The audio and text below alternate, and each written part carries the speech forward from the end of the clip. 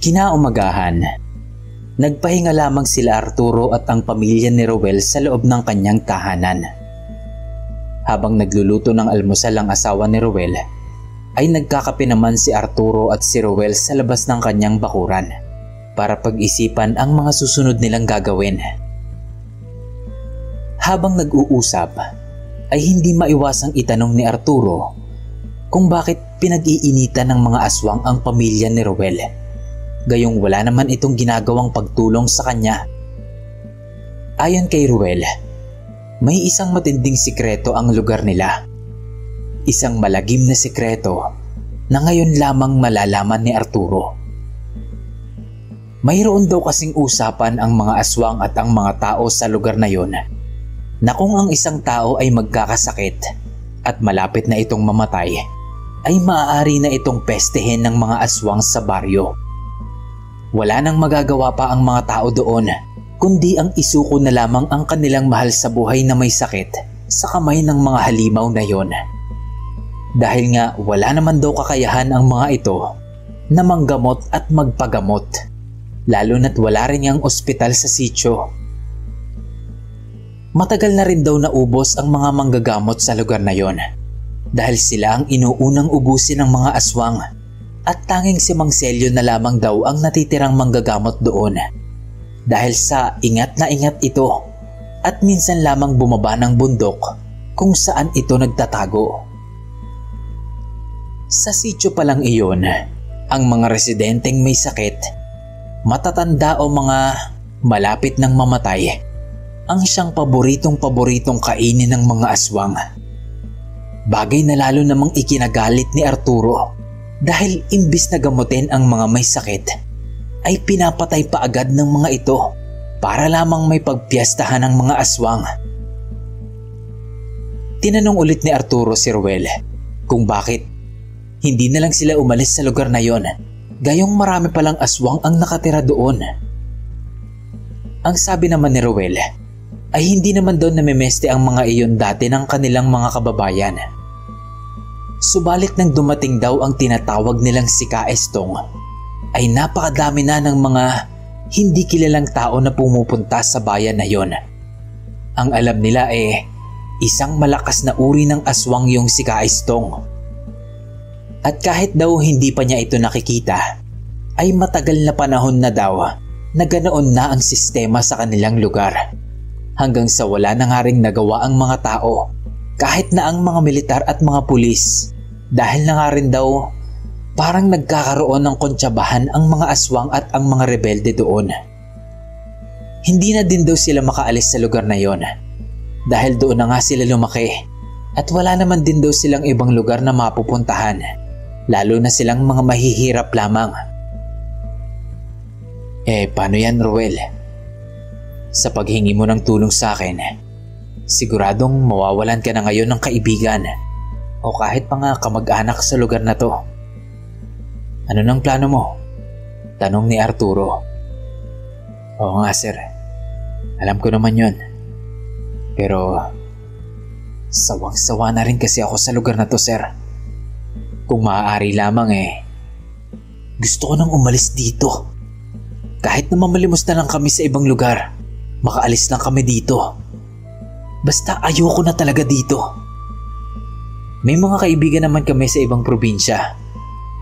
Baka doon na lamang muna kami makitira. Basta ang importante, makaalis na kami dito. Wika ni Ruel na problemado sa lagay ng kanyang pamilya. Matapos ang pag-uusap nilang iyon, ay pinayuhan ni Arturo si Ruel na maaari nitong iwan ang kanyang mag-ina doon sa bahay niya. Dahil doon ay masasabi niyang ligtas ang kanyang mag-ina. At dahil nga naiwan ni Arturo ang bike sa bahay nila Ruel, ay naglakad na lamang ito papasok sa trabaho. Pagdating niya sa bayan, ay sinalubong agad si Arturo ng masamang tingin ng mga tao. Tila ba may nagawa itong napakalaking kasalanan. Binilisan na lamang ni Arturo ang paglalakad para makaiwas na rin sa gulo. Pagdating niya sa opisina, tahimik lamang ang lahat ng kasama niya. Parang normal na araw lamang sa trabaho. Binati niya ng magandang umaga ang mga kasama niya. Pero ngumiti lamang ang mga ito at nagpatuloy na sa kanilang ginagawa. Hindi na ikinagulat ni Arturo yon dahil noon pa man ay malamig na talaga ang turing sa kanya ng mga kasama. Pumasok si Arturo sa kanyang opisina para tignan ang ginagawa niyang mapa. Pinag-aaralan kung papaano niyang maitatawid sa kabilang parte ng ilog ang pamilya ni Ruel. Subalit wala siyang maisip na ibang lugar na madadaanan. Naisip din ni Arturo na puntahan na lang si Tandang Celio. Pero hindi niya naman alam kung saang parte ng bundok ito nagtatago. Lumabas na lang ito ng opisina at binalak na magpunta muna sa bahay nila Ruel upang balikan ang kanyang bisikleta. Ngunit hindi niya inaasahan ang susunod na mga mangyayari. Pagdaan niya sa kalsada kung saan niya pinagtataga ang mga aswang na kanyang nakalaban, ay nakita niya ang pamilyang nakatira sa bahay na kanyang pinasok nung gabi at pinaglalamayan ng mga ito. Agad-agad pumasok si Arturo doon sa loob ng bakuran upang alamin kung anong nangyari. Subalit galit na galit ang mga kamag-anak ng pamilya kay Arturo at balak pa sana siyang pagtulungan ng mga ito. Ngunit naawat lamang ang mga ito ng ibang tao roon dahil kalat na rin sa kanilang lugar na mayroon na rin kakayahan si Arturo sa mga lihim na kaalaman. Nakiusap na lamang ang mga kamag-anak nila na kung maaari sana ay umalis na lamang si Arturo sa lugar na yon o wag nang magpapapasok sa bahay ng mga tao dahil nadadamay sila sa kung anumang pinaglalaban ni Arturo. Ayon sa mga kwento na kanyang narinig, noon daw hindi nakuha ng mga aswang ang anak ni Ruel dahil na nga rin sa pangingialam niya ay pinagbalingan ng mga ito ang pamilyang nakatira sa bahay na pinasok ni Arturo. Alam ito ng mga kapitbahay nila, ngunit walang naglakas ng loob na tulungan ang pamilya dahil takot sila na madamay din at pagbalingan ng galit ng mga aswang. Walang awang pinatay at kinain ng mga aswang ang pamilyang nakatira sa bahay na yon. Tinanggal ang lamang loob ng mga ito at iniwan ang mga bangkay na wala ng laman ang mga tiyan at dibdib ng buong pamilya. Nalungkot si Arturo sa mga nangyari. Iniisip lamang naman niya na tumulong. Pero parang imbis na makatulong ay may napahamak pang ibang tao dahil sa kanya. Matagumpay namang nakuha ni Arturo ang kanyang bisikleta. Agad-agad ay sinakyan niya ito at nagbisikleta papunta sa tulay na dating tinitirhan ni Kuyang. Habang nagpipidal siya ay hindi niya maiwasang maalala ang mga pinagdaanan nila ni Kuyang, ang kanilang mga pinagsamahan, ang mga payon nito sa kanya na hindi niya sinunod, at kung sana lang ay nakinig siya dito ay baka buhay pa rin ito sa ngayon. Sa kanyang pag-iisa sa dating tahanan ni Kuyang ay napansin niya ang tila ba kumpulan ng mga ahas sa isang puno ng kawayan sa hindi kalayuan sa sirang tulay. Nilapitan ito ni Arturo at sa kanyang paglapit dito ay siya din namang paglabas ng mahahaba at malalaking banakon. Gulat na gulat si Arturo sa nangyari dahil wala siyang kontrol sa mga ahas na yon. Naalala niya noon ang sinabi ni Tandang Celio tungkol sa mga ahas na hindi niya kayang kontrolin, na siya namang maaari niyang kainin. Ngunit walang balak na kumain ng ahas si Arturo ng mga oras na yon. Kaya naman nilapitan niya na lamang ang mga banako na yon at sinilip kung anong meron sa kawayanan na iyon, kung bakit nagkukumpulan ang mga ahas na iyon doon. Sa kanyang paglapit ay sunod-sunod na kagat, tuklaw at pagpulupot ng mga banakon sa kanyang katawan ang kanyang tinamo mula sa mga ito, na hindi naman ininda ni Arturo dahil alam niyang kaya siyang pagalingin ng kanyang mutya at hindi rin siya tatablan ng kamandag ng mga ito. Sa kanyang pagkakalkal sa loob ng kawayanan ay natagpuan niya ang isang itim na libro na may mga nakasulat na Latin. Marami pa siyang natagpo ang mga gamit doon na nakatago. Ngunit inuna muna ni Arturong basahin ang librong itim na yon dahil malakas ang kanyang pakiramdam na pagmamay-ari ito ni Kuyang dahil nga malapit lamang ito sa kanyang tinitirhan. Noong una ay hindi maintindihan ni Arturo ang mga nakasulat doon. Ngunit sa kanyang pagpapatuloy ng pagbabasa ay tila ba may kakaibang boses na bumubulong sa kanya at nagsasabi kung anong ibig sabihin ng mga nakasulat doon. Ano ba ito? Mga listahan ng dasal, lason at mga gamot. Siguro si Kuyang ang gumawa nito at itinago niya rito para hindi makuha ng mga nilalang na hindi dapat makakuha nito. Bulong niya pa sa kanyang sarili. Masaya siyang nakita ang napakagandang libro na yon na malaki ang maitutulong sa kanya sa kanyang pag-aaral sa kung papaanong gamitin ang kanyang mutya. Agad-agad ay naglakad si Arturo paakyat sa tulay. Ngunit sa kanyang pag-akyat ay laking gulat niya noong nakakita siya ng isang batang lalaki na nakangiti sa kanya. "Ang galing mo, kuya! Paano mo nakuha yan doon sa mga ahas?" Tanong ng madungis na batang lalaki na sa tingin ni Arturo ay nasa mga 10 taong gulang pa lamang. Medyo may katabaan ito. Nakasuot ito ng punit-punit na sando at shorts. Bagay na parang normal na lang sa lugar na yon dahil na nga rin sa kahirapan din ng mga taong nakatira doon. "Anong ginagawa mo dito, bata? Alam mo bang delikado dito? Madaming ahas dito." Wika ni Arturo sa bata. "Alam ko po. Matagal na po kami dito. Taga kabilang ilog po kami. Madami po kasing puso ng saging dito. Kaya dito ako tumatambay." Sagot naman ng bata kay Arturo. So mahilig ka pala sa gulay, no? Pero kung galing ka sa kabilang parte ng ilog, paano ka nakapunta rito? Saan ka dumaan? Tanong naman ni Arturo.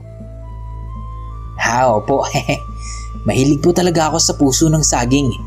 Kaya po madalas din ako dito. Madami po kasing puso ng saging dito. Doon naman po sa ginagawang tulay, may daan po doon. Pwede ko po kayong samahan kung gusto nyong makatawid sa kabila. May daanan po doon. Mababa lamang po ang tubig. Mga hanggang hita lang po. Kaya po pwedeng tawirin ng tao. Sagot naman ng bata. Natuwa naman si Arturo sa narinig sa bata. Dahil sa wakas ay maitatawid na din niya sa kabilang parte ng ilog ang pamilya ni Rowel. Agad-agad na kumuha pa ng iba pang mga gamit si Arturo doon sa mga naiwang gamit ni Kuyang. Pagkatapos ay bumalik na sa opisina kasama ang batang kanyang kausap. Doon ay tinignan at minarkahan ni Arturo ang parteng iyon ng ilog sa mapa na sinasabi nga ng bata na mababa lamang ang tubig at kayang-kayang tawirin. Malapit lamang iyon sa ginagawang tulay, ngunit nasa parte na medyo magubat pa at madamo. Hindi pa ito gaanong nadadaanan ng tao, kaya naman wala pang nakakaalam kung anong meron sa bagong ruta na iyon na itinuturo ng bata. Kaya bago pa man matapos ang araw na iyon, ay napagpasyahan na nila Arturo at Rowel na tawirin na ang nasabing parte na iyon ng ilog kasama ang batang nakilala nila. Habang naglalakad papunta sa parteng iyon ng ilog, ay binilinan agad ni Arturo si Rowel. Kung maaari ay kausapin niya ang dating opisyal ng mga sundalo sa lugar na iyon na si Sergeant Lucas. Matutulungan daw siya nito para agad na maipagamot ang anak nito sa pinakamalapit na ospital. Bagay naman na lalong ipinagpasalamat ni Rowel dahil napakabuti ni Arturo sa kanya at sa mga kababayan niya sa sitio. Kahit mga ipinagtatabuyan na siya ng mga ito, ay hindi pa rin niya isinusuko ang kanyang misyon at tuloy pa rin siya sa pagtulong ng walang kapalit. Matapos ang ilang oras na paglalakad at paghahanap sa nasabing daan, ay narating na nga nila ang parteng iyon ng ilog kung saan pwede nilang lakarin patawid sa kabilang parte. Kalmado lamang ang parteng iyon ng ilog. Banayad lamang ang agos ng tubig at kitang-kita agad ang malalaking bato na pwedeng tapakan para makatawid sa kabilang parte. "Dito na ba tayo tatawid, bata?" tanong ni Ruel sa batang kasama ni Arturo. "Opo, dito po ako tumatawid lagi. Pero bilisan na po natin kasi delikado po dito pag gantong oras ng hapon. May mga nanghihila po dito. Bilisan na lang po natin habang may araw pa," sabi pa ng bata. Ngunit bago tumawid ay may ibinigay si Arturo sa mag-asawa at pati na sa anak ni Ruel. "Ruel, pare, dalhin mo ito. Ang tawag dito ay pangil ng banakon. Ayon na rin yan sa libro ni Kuyang. Ilagay mo lang yan sa bulsa mo. Pangontra daw yan sa mga aswang. Ibinabad ko ito sa lana na ibinigay niya sa akin dati. Dalhin niyo ito palagi at ipunas sa inyong balat para hindi kayo masundan ng mga aswang dito." "Salamat, sir. Maraming salamat po talaga. Hindi ko po alam kung papaano kung mababayaran ang kabutihan nyo. Pero sobrang salamat po," wika ni Ruel. "Saka ka na magpasalamat pag nasa kabila na kayo. Sa ngayon, tumawid na muna kayo at bilisan nyo na." Pinauna na ni Arturo ang bata dahil kabisadong araw nito ang daan sa ilog na yon. Sunod naman ay si Ruel na buhat-buhat ang anak nito na may sakit. Sumunod naman ay ang asawa nito at ang nasa likuran naman ay si Arturo. Dahan-dahang nilakad ng grupo ang madulas at mabatong daan patawid ng ilog. Habang naglalakad ay talaga namang tuwang-tuwa si Arturo dahil nga doon sa bagong ruta na kanyang natutunan. Naglalakad pa lamang ito ay iniisip na niya ang magandang maidudulot nito sa sitio. Dahil kahit hindi pa ipinapagawa ang tulay, ay pwede nang dumaan doon ang malalaking truck, ang kalabaw o baka, dahil nga hanggang tuhod lamang ang tubig doon. Subalit dahil nga sa tuwa, ay bahagyang naglubay si Arturo sa kanyang depensa at hindi niya napaghandaan ang mga susunod na mangyayari. Habang nasa kalagitnaan sila ng ilog, ang asawa ni Ruel ay bigla na lamang lumubog sa ilog na para bang may humila dito. Napakabilis ng pangyayari ni hindi na nito nagawang makasigaw pa. Mabilis namang tumakbo ang bata patawid sa kabilang parte at nagsisisigaw kila Arturo. "Hayaan niyo na po! Hayaan niyo na po! Nandiyan na po ang mga taong ilog!" Mabilis na tumalon si Arturo sa malalim na parte ng ilog na yon para sagipin ang asawa ni Ruel. Doon ay kitang-kita niya ang mga nilalang na may hugis na parang sa tao, ngunit ang mukha ng mga ito ay parang sa isda. Mabilis na lumangoy si Arturo pa ilalim at nang maabutan ay sinaksak niya ng dalang itak ang syokoy sa leeg. At noong mabitawan ng syokoy ang asawa ni Ruel ay agad-agad niya na itong niyakap at agad na iniangat sa mga batuhan. "Ruel, bilisan nyo! Umalis na kayo! Ako nang bahala dito! Bilis!" sigaw ni Arturo habang inaalalayan ang asawa ni Ruel. Paano ka, sir?" pag-aalalang sigaw ni Ruel. "Hayaan nyo na ako! Kaya ko ng sarili ko! Kayang-kaya ko sila! Ako nang bahala! Kumilos na kayo! Umalis na kayo dito! Bilis!" sigaw ni Arturo sa mga kasama. Agad-agad naman nang tumakbo ang mga ito dahil unti-unti nang dumadami ang mga ulo ng isda na lumalabas doon sa ilog.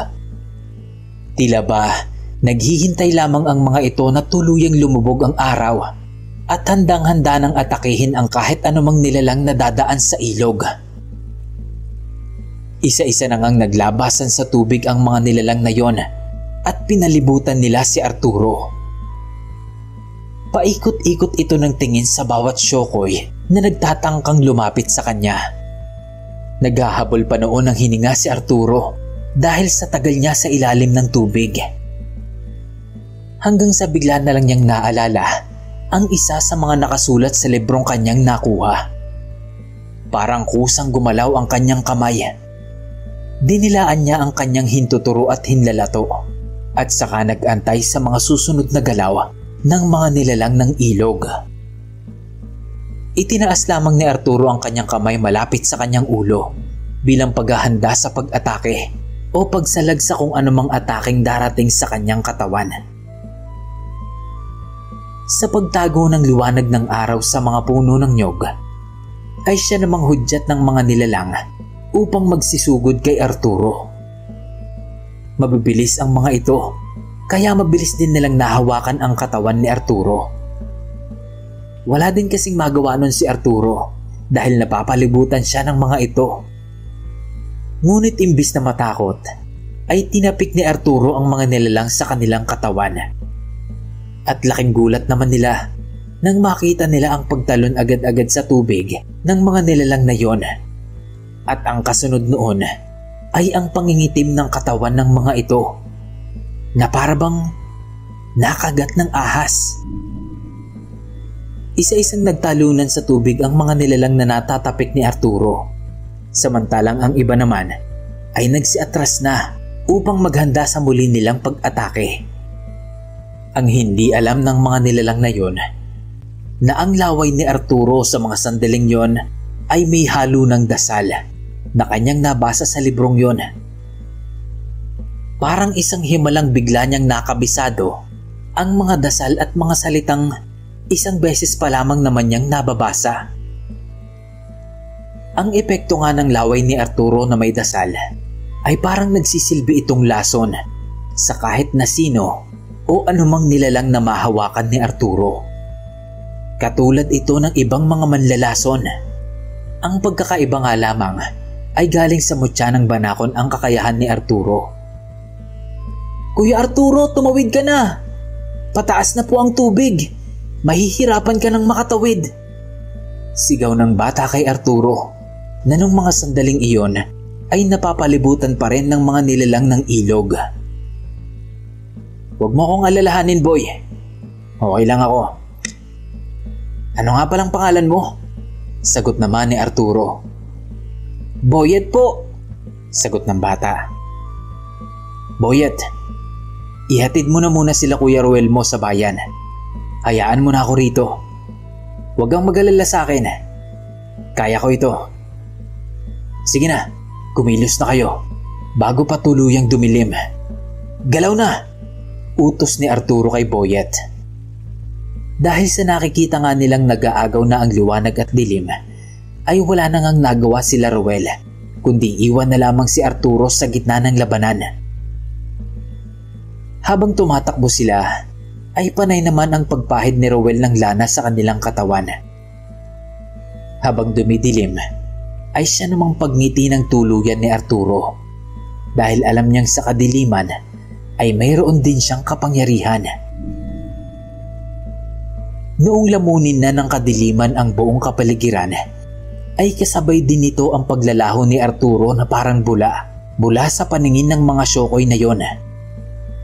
Dahil sa tuwing sasapit ang dilim, ay para din itong ahas na banakon na mas lalong nagiging aktibo. Pakiramdam ni Arturo ay mas lalo siyang lumalakas at bumibilis sa tuwing sasapit ang gabi. Lalo ding lumalakas ang pakiramdam niya at pang-amoy. Nakaramdam din ito ng gutom. Ngunit alam niyang lahat ng ito ay katangian lamang ng mutya na kanyang nakuha. Mabilis siya nakabalik sa kanilang pinanggalingang Pampang bago pa tuluyang lumakas ang agos ng ilog at tumaas ulit ang tubig. Nanatili naman sa tubig ang mga syokoy na naghahanap sa kanya. Ngunit bigo sila dahil nakaakyat na ulit sa kalsada ang taong hinahanap nila.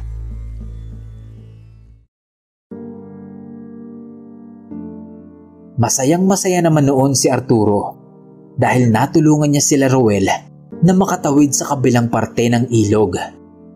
Sa pamamagitan nito ay madadala na sa maayos na ospital ang anak nito. Idagdag mo pa roon ang bagong ruta na kanyang nadiskubre. Bagong kaalaman na kanyang magagamit na makakatulong sa mga tao sa sitio na yon, lalo na sa mga taong nangangailangan. Masaya si Arturo dahil kahit hindi pa niya na ipapagawa ang nasirang tulay, ay pwede na ulit mapasok ang sitio na yon dahil na rin sa bagong daan na kanilang nalaman.